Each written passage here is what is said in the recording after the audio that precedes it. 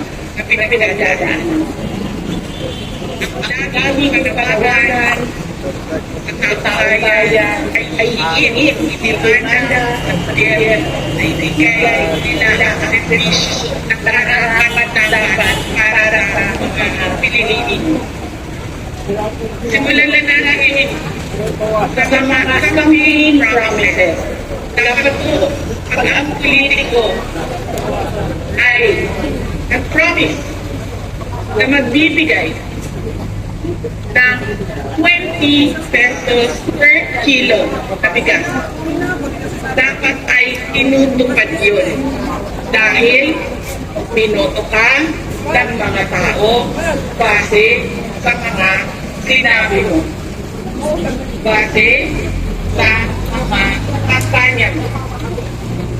Kaya dapat binibigay yan lahat.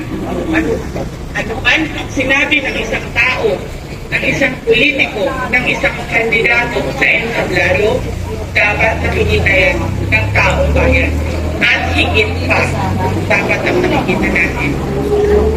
Hindi tayo dapat naghihirap, hindi tayo dapat pinapahirapan, kundi dapat nagpapakita ng gilas ang ating gobyerno na sila ang pinakamadali pagdating ng tulisya at karapatan ng mga mamamayan at kabutihan, kapularan at peace, nalinaw, kapayapaan, kabayan. Ito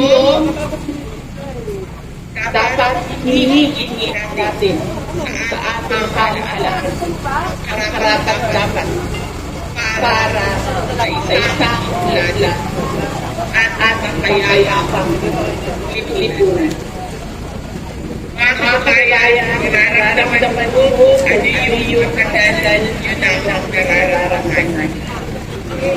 Sinutukan mo at kasama ko nagkakaroon na ayos sa Department of Education dahil yun naman ang aking pangako sa inyo. Ginamit ko ang pangalan ko sa aral na hindi sa aral na sabi ko sa inyo ang trabaho, edukasyon, kapayaran ko. Pero anong nangyari? Pinastos ang budget ng Department of Education. Hindi ko na kailangan magbigay ng ebidensya. Nakikita nyo sa General Appropriations Act mula sa DEP, sa DAP, papunta sa PAICAM, papunta sa batas. Nakikita natin yun. Dapat hinihingi natin na matino ang mga natutulong sa atin. Sabi nila, ako daw ay punto, ako daw ay baliw, ako daw ay wala sa tamang pag-iisip. Ano bang sabi ko sa inyong lahat? Psychological test. Kahit ano yan, psychological test, kahit anak ko ng test ko yan. Gagawin ko yan. Gagawin ko yan ng test. Pero dapat, magka-drug test ang lahat ng mga nagtatrabaho sa office ng President.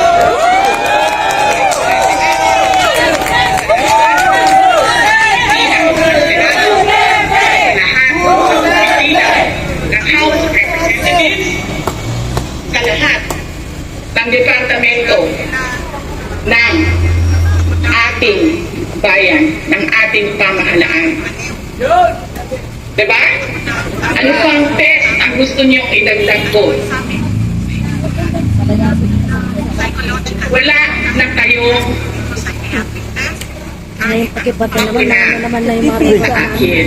Pinagtatakpan ninyo ang mga kakulangan ng pamahalaan. Ako, ang ginagawa ninyo, punching bag, para hindi napapansin, nakikita, naririnig ng mga tao ang kalokohan, ang korupsyon, at ang katiwalian na ginagawa ng gobyerno. Magpa-drug test tayo lahat. Bayan.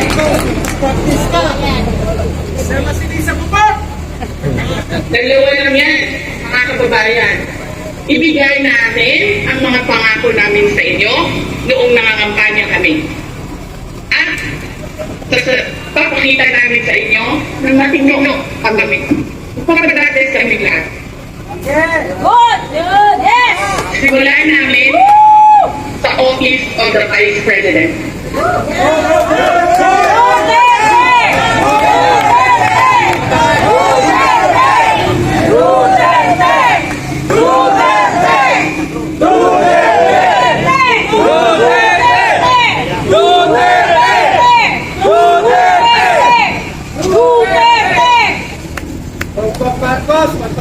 Ayaw nila tayo tingilan dahil hindi tayo sumusunod sa kanila.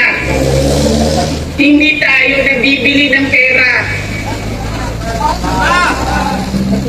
Ano pa ba ang kailangan ng isang taong sanay na sa hirap na wala na siyang ibang alam kundi ang maging mahirap dahil hindi niya nakikita ang hustisya mula sa gobyerno? Mabibili mo pa ba yan? Hindi na. Dahil ang tao sanay sa hirap. Mali yun. Mali yun. Na ang taong bayan ay naghihirap.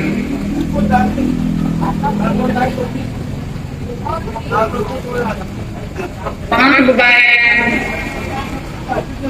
ulitin ko ang pagpapasalamat sa inyong suporta, sa inyong pagprotekta, at lalong-lalo na sa inyong pagmamahal. Nararamdaman ko yun. Mahal ko kayong lahat. Mahal ko itong bayan natin.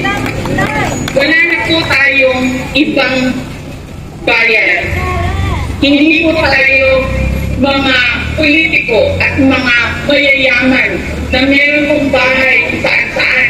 Sa Australia, sa Singapore, sa Amerika, sa Spain, sa Europe, kung saan-saan ang mga bahay nila. Napakadali sa kanila na talikuran ang bayan. Pero tayo, saan tayo pupunta? Sa mga probinsya lang natin. Sa Samar, sa Leyte, sa Cebu, sa Bohol, sa Siquijor, sa Negros Oriental, sa Negros Occidental, sa Panay Island, sa Mindanao, sa Luzon. Doon lang tayo makakapunta, makakauwi. kung magulo ang bayan. Pero ang pagkayaman at pagkapolitiko, iiwanan lang tayo. Kaya mga kababayan, pagiguraduhin nyo na hinihingi ninyo sa gobyerno kung ano yung karapat-dapat para sa ating lahat. Hindi lang karapat-dapat para sa mga politiko at mayayaman. Nagpapasalamat po ako at paalala po ulit sa inyong lahat, peaceful assembly sa ilalim ng freedom of speech.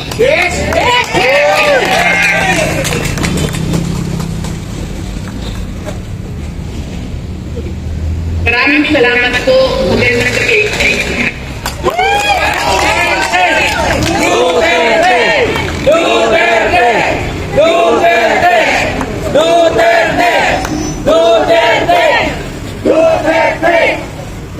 Mahal na mahal ka namin, VP. Maraming salamat, Vice President. Mabuhay ang Duterte! Mabuhay ang Duterte! Duterte! Duterte! Duterte! Duterte! Duterte! Okay, salamat po. At ngayon naman po, ibalik po natin sa isang maisog ng ating bansa ang representante at anak ni Attorney Dante Marcoleta!